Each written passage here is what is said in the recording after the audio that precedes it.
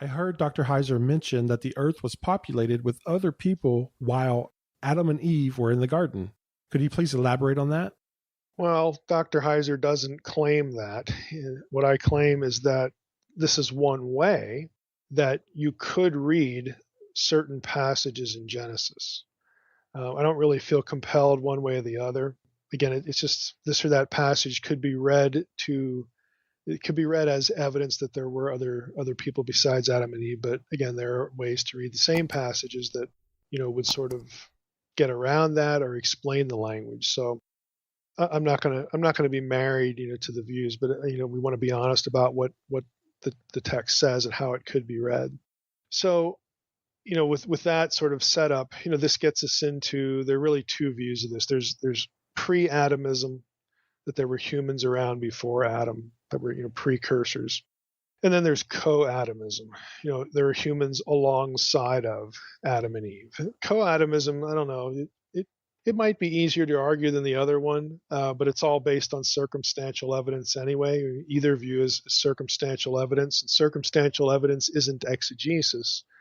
But again, the text could be read in certain ways, and I'll try to illustrate that. So the argument for other people besides Adam and Eve, let's leave the pre and the co out as much as we can just to simplify. The argument for other people besides Adam and Eve, being part of the biblical story or part of the biblical world, let's put it that way, at the same time period of Adam and Eve, really operates on two trajectories. One is there are passages that suggest there were other people besides Adam, Eve, Cain, and Abel. Again, suggest is the operative word. They don't state it, but they can be read to suggest that. Now, I say Adam, Eve, Cain, and Abel because those are the only two children we're told that Adam and Eve had, up until, of course, Abel is murdered, then he's replaced by Seth. So we're really only told about Adam and Eve, Cain and Abel, and those two lineages. Okay, that's who we know about in the early chapters of Genesis. Nevertheless, we read stuff like this. Okay, here's Genesis 4:14 through 17. Again, this is the Cain and Abel story. And this is after Cain has killed Abel. We read in verse 14, behold, Cain is speaking to God, behold, you have driven me away today from the ground, and from your face I shall be hidden. I shall be a fugitive and a wanderer on the earth, and whoever finds me will kill me. Whoever finds me will kill me. Cain's expecting that somebody might find him. Well, where did they come from? Verse 15, then the Lord said to him, not so. If anyone kills Cain, vengeance shall be taken on him sevenfold. And the Lord put a mark on Cain, lest any who found him, 1,000 years later, 500 years later, 100 years later? I mean, it seems like when God puts a mark on Cain to protect him, that the protection is needed right then. So the Lord put a mark on Cain, lest any who found him should attack him. Then Cain went away from the presence of the Lord and settled in the land of Nod, east of Eden. Cain knew his wife. Well, where'd she come from? And she conceived and bore Enoch. When he built a city, when Cain built a city, again, we read that for the sake of our discussion here as Cain. When Cain built a city, what, did he build it by himself? How could one guy build a city? Or maybe Enoch helps. So now there's two guys. Maybe his son helps. So they have two people building a city. I mean, it seems like to build a city, or even a decent sized town or a village, that you'd need help. So when he built a city, he called the name of the city after the name of his son Enoch. So in verses 14 through 17, you've got several, again, suggestions, again, ways that things in the text that can be read as though they just assume that there are other people around. It continues. If you keep reading in Genesis 4, you hit verse 25. Okay, listen to this one. And Adam knew his wife again, and she bore a son and called his name Seth. For she said, God has appointed for me another offspring instead of Abel, for Cain killed him. Verse 26. So to Seth also a son was born, and he called his name Enosh. So now who do we have? We've got Adam, Eve, we've got Cain, we've got Seth replacing Abel, and Seth has a son, Enosh. So we've got 5 people. So at that time, ESV has people began to call upon the name of the Lord. Now that raises a question of why would the verse be translated that way? Because when you translated people, it begs the question of, well, why not just say at that time they began to call on the name of the Lord? Which of course begs another question, like who have they been calling on before? Why not just say they began, or why not just be said Adam and Eve and their children began to call on the name of the Lord? Now, if you actually look at the text, the translation of people actually derives from a kind of an uncertainty as to what to do with the Hebrew text, because you essentially have a word for at that time, Oz in Hebrew. So at that time, and then you have began to call. And the word translated began is third masculine singular. So you could translate this a couple of different ways. You could say he began, but that doesn't really, again, make sense, because which one?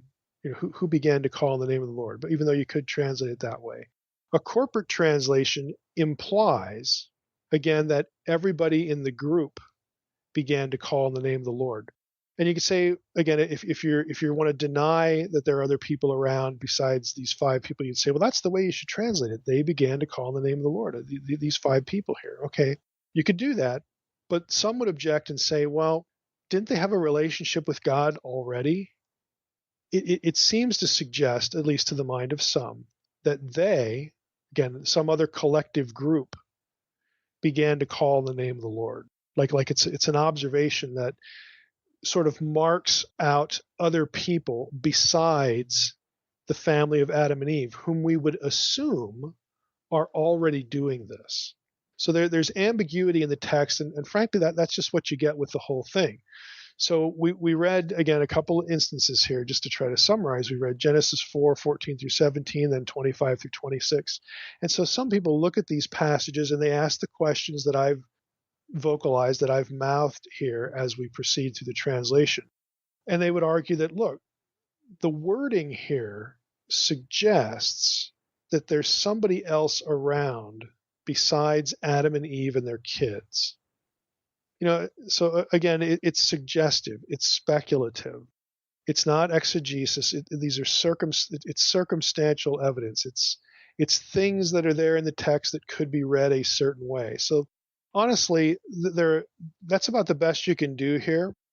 But there are some who would look at the text and say, well, I think we ought to read it this way because of, some other thought, some other issue, some other thing.